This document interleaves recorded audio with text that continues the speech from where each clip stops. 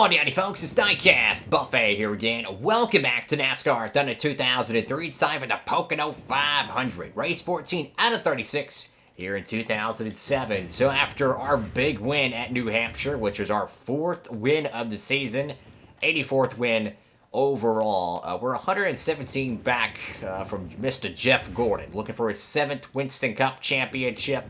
76 wins currently. Jarrett Martin and company Earnhardt picked up some great points at New Hampshire. Kenseth as well. Bobby dropped back.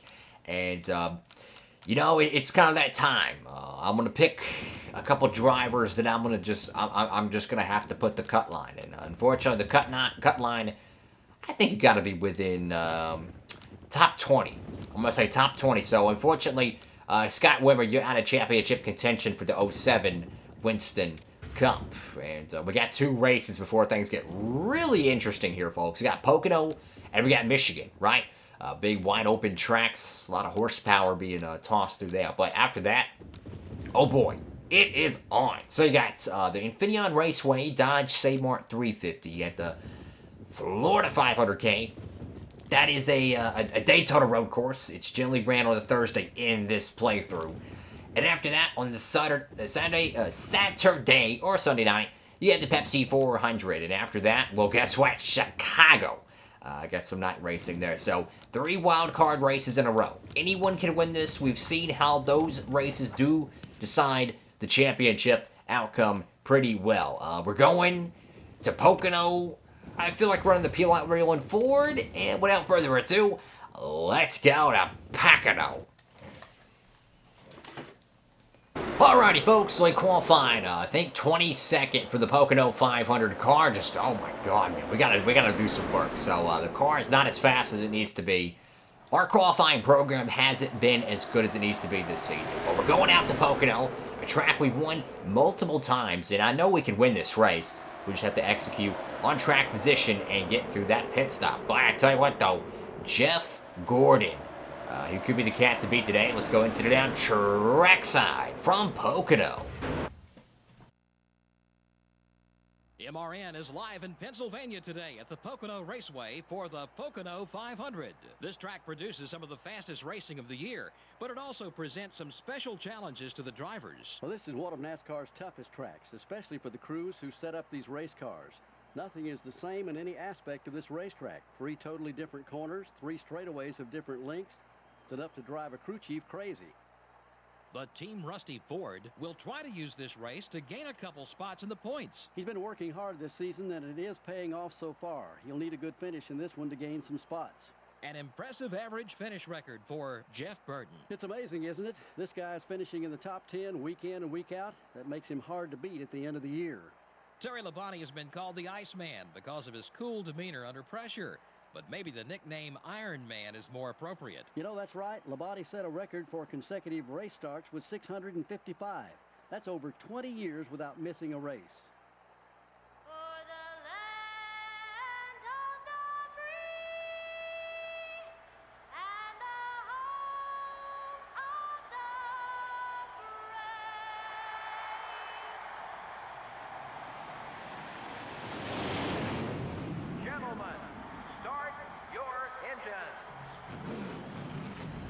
Alrighty, folks, here we go. Mark Martin is on the pole here for the Pocono 500. Sterling Marlin and the Coors Light Dodge Intrepid is on standby in 2nd place. So we didn't qualify good. We're going to have a long day at the track, but I'm confident in this team to be able to rally to get through this event and have a confident finish here. It's going to be tough. It really is going to be tough, but I know we can do it. We're about 110 points out, roughly. Gordon is really the cat we need to watch. I think he has the best shot to win this championship this year, and I think you have to base your strategy on getting as many points, and that's today's goal. Go out there, get as many points as possible, and move on to the next race at Michigan. Here we go. 20 laps, starting 22nd. Gordon, surprisingly, is behind us, which is good because hopefully he won't lead anything. But you never know. I've seen this cat drive through the field multiple times. It's just a part of his demeanor. So here we go. Diving into turn number 1, Pocono, the tricky triangle, 3 different corners, 3 different bankings. It's definitely a fun track to race. And it's kind of weird how the first turn has so much banking, right? I'm sorry, 46. And you go to the second turn, it's a little bit less banking. And you go to the final turn, it's a whole lot less banking. It's pretty cool how it works. Definitely got to learn to steer this corner a little bit better there. That was definitely a bad go for us. Falling back to 23rd here, but it's a long race. 20 laps at Pocono is like 35 laps at Atlanta. It really is a long time here.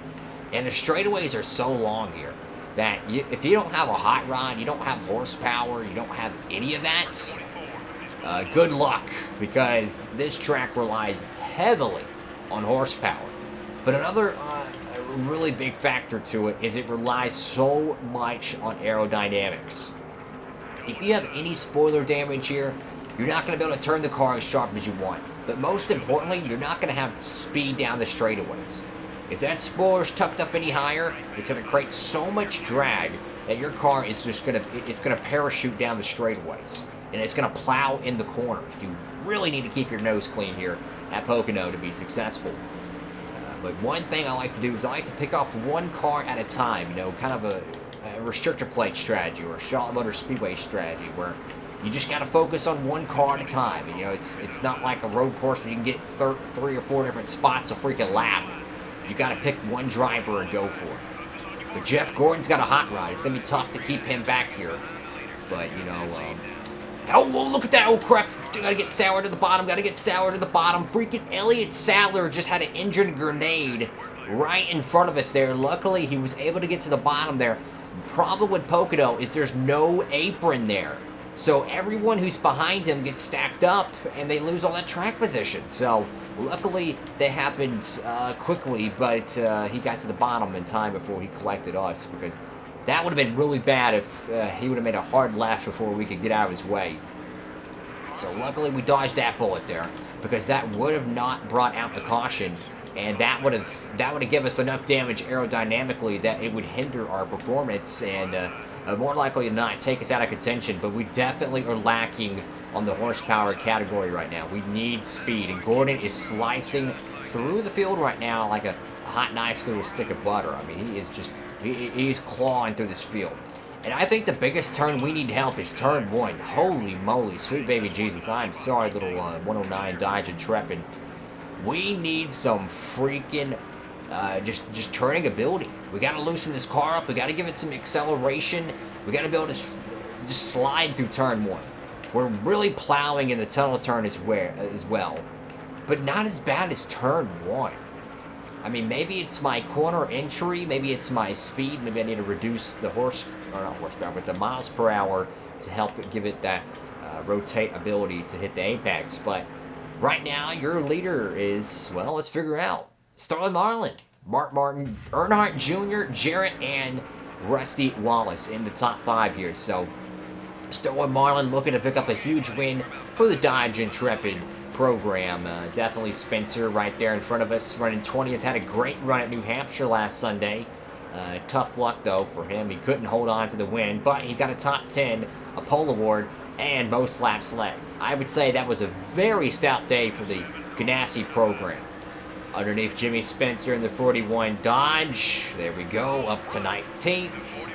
Trying to slice our way back through this field. And the tunnel turn, we got to get better here, man. The car is way too tight. You cannot carry momentum through there with a tight race car. So, got to keep digging here. Got to keep finding one more position every lap. We got to find a way to get through here.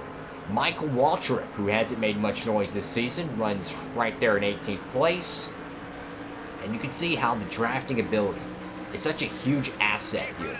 But one thing that's bad is that Gordon is just, check it out, right? He's slicing through the field, and we're not able to do that. He's got a much better race car than us. We got to give Spencer a little room.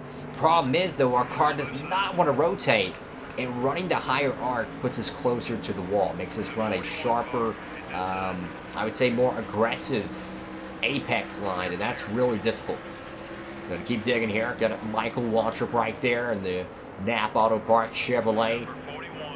We really need a pit stop, though. I gotta be honest with you, man. If we could get this car loosened up and increase our acceleration capabilities, we might be able to have a shot at this.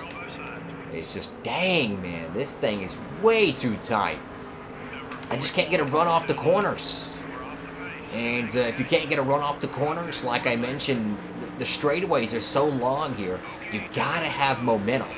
Momentum is always about how your corner is. You know, if you think about it, oval racing is momentum racing, right? If you can't enter the corner with speed, you can't exit the corner with speed.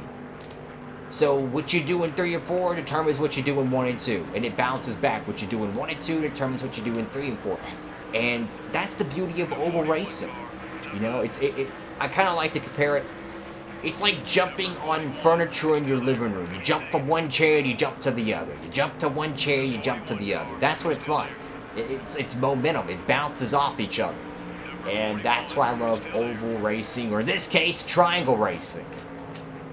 Oh my God, man. I'm so sorry, Jimmy Spencer, man. This car is freaking roached. Oh, Jesus. If we pit now, we're going to be done. We cannot pit early. We will be scorched on tires. We've got to stay out. I know it's tough, but if we pit now, yes, we're losing track position, but we will be hurting way worse if we pit early and not have any tires at the end of this race. I've learned from experience, you gotta have good years for the end of Pocono. So we're up to 17th, thankfully, to a few pit stops, but we just gotta get better at cornering. So let's try something different. Let's try to, well, got a little bit of speed there. Not much, though. Kind of ran a little too high to keep a sharper line. But your race leader right now is Marlin. Jimmy Johnson, Dale Jarrett, and Mark Martin in your top 10. Probably some cats from the original top 5 pitted. And that's kind of shaking up things. You can see how badly the car is plowing. I mean, it's literally walking up the freaking hill here. Coming up to lap 9. Close out of 20, and we're good on fuel. We're good on fuel.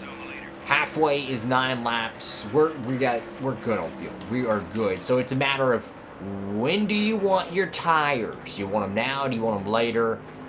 There's a fine line, because if you go 1 lap too early, you could be screwed. Go 1 lap too late, you could be screwed.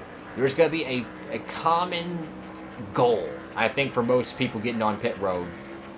And it's your job to figure out when that is. And right now, we got to figure that one out. So down here in the little short chute, will we see any takers out of the top 10? That's going to be interesting to me.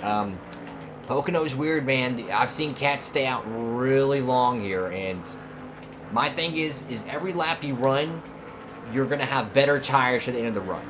But you're losing time at the same time because your car could be faster. We're 8.2 seconds out of the lead. There's no way we could win this race, right? Without a caution.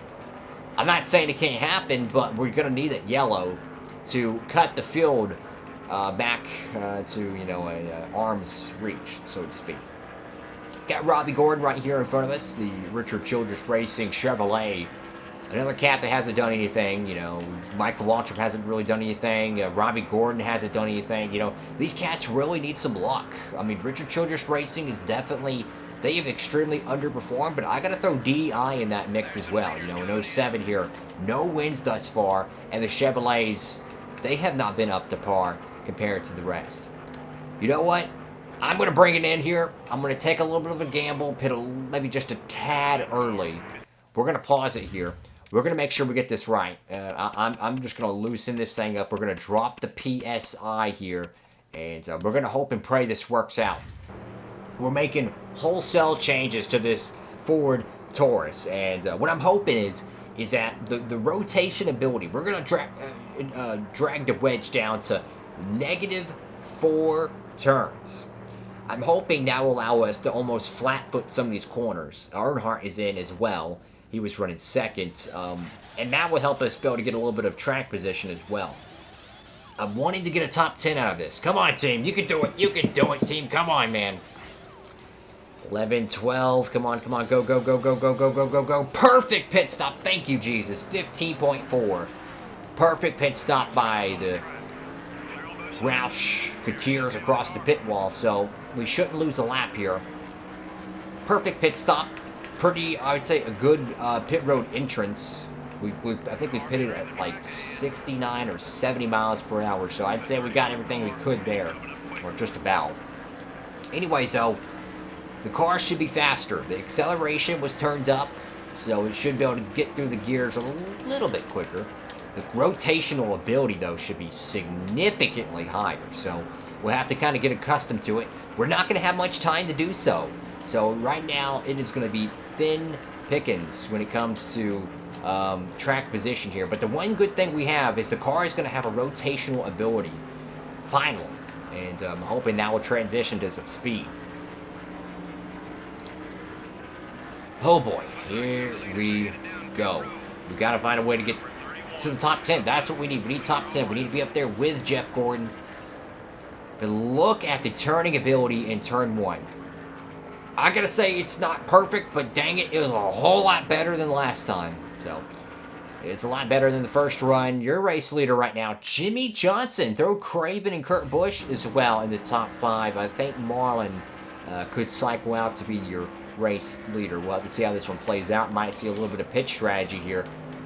Just trying to find our way through this track, though.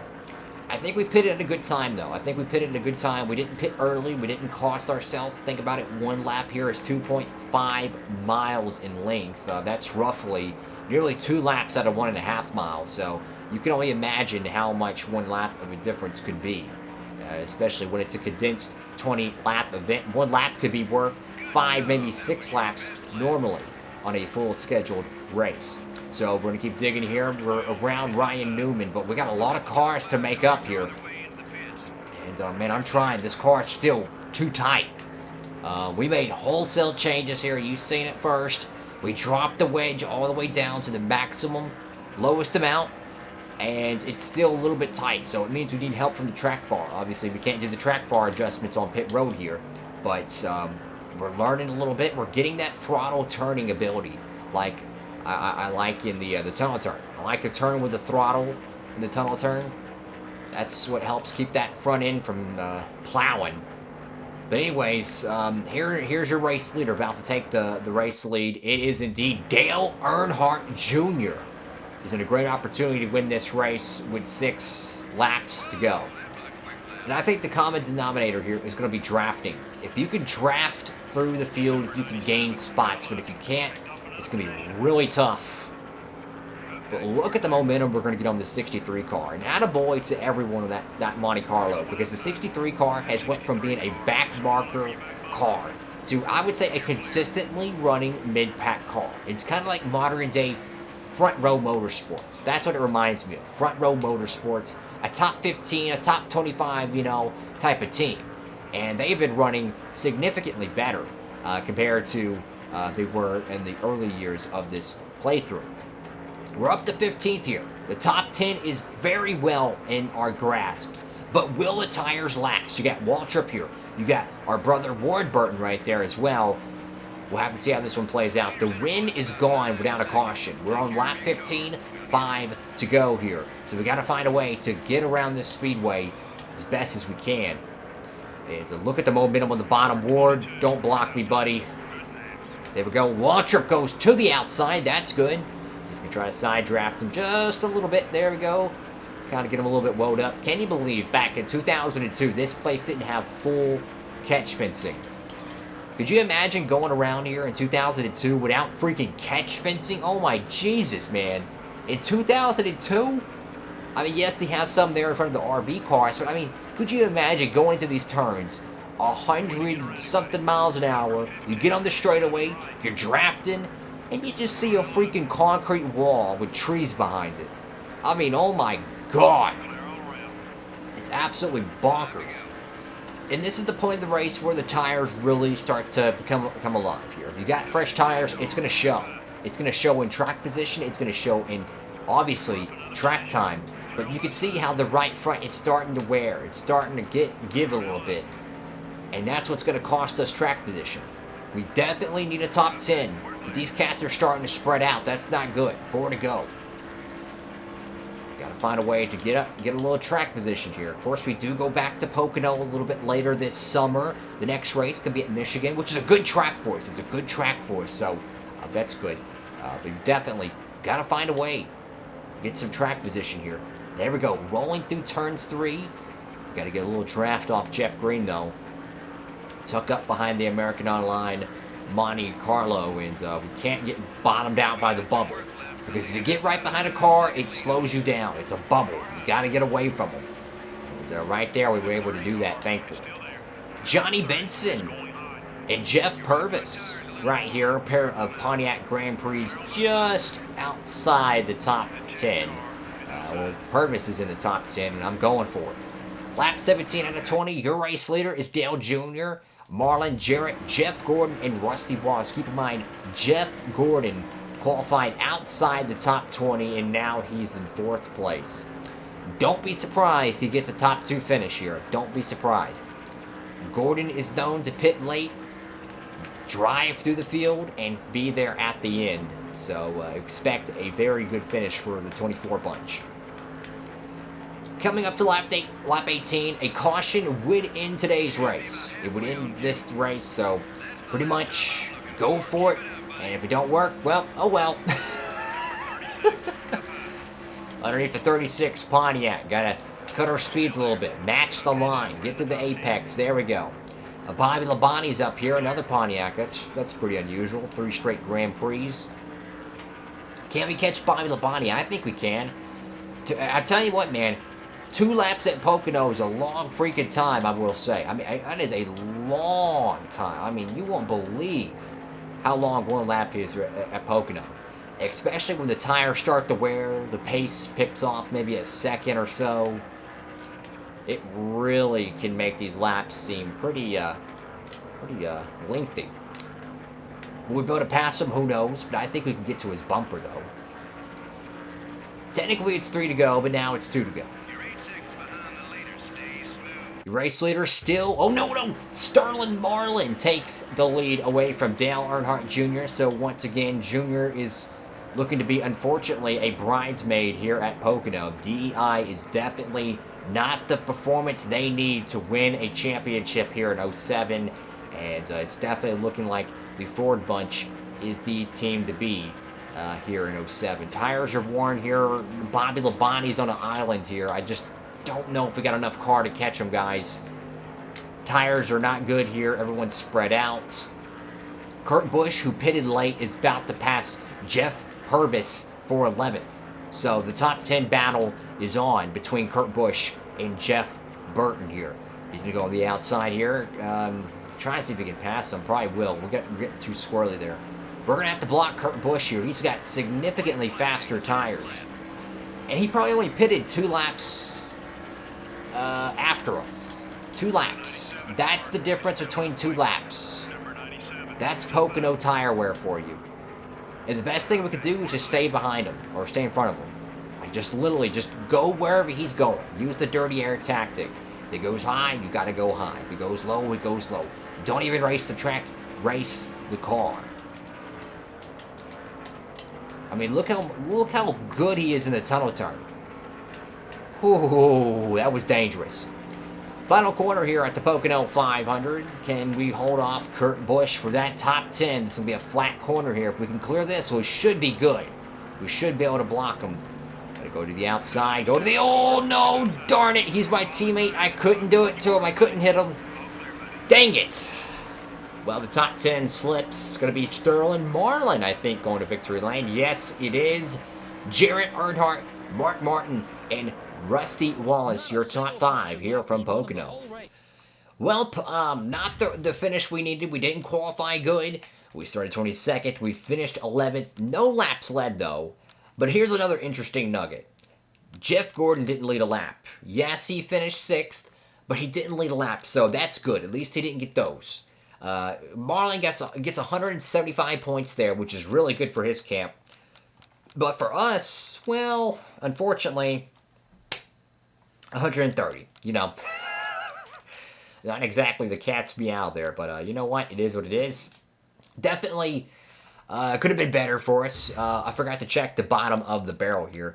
And thank you all so much for watching the video. Make sure to stay tuned, hit that notification bell, like, comment, and subscribe. Of course, the next episode, or the next time we usually do these episodes, it's Monday, Wednesday, Friday, and Saturday at 3 p.m. Eastern Standard Time. Unfortunately, Elliott Sadler's engine failure that happened on lap 4 is going to be his downfall, and he will finish dead last here at Pocono Raceway. But yeah, definitely an uneventful race. Tire strategy does play a factor, and definitely adds a little bit of excitement as well. We're just outside that top 10, unfortunately. But yeah, just thank y'all so much for truly supporting this series. I really do appreciate it, guys. Hope you're having a great one. Like, comment, and subscribe. And with all that being said, folks, Diecast Buffet signing off.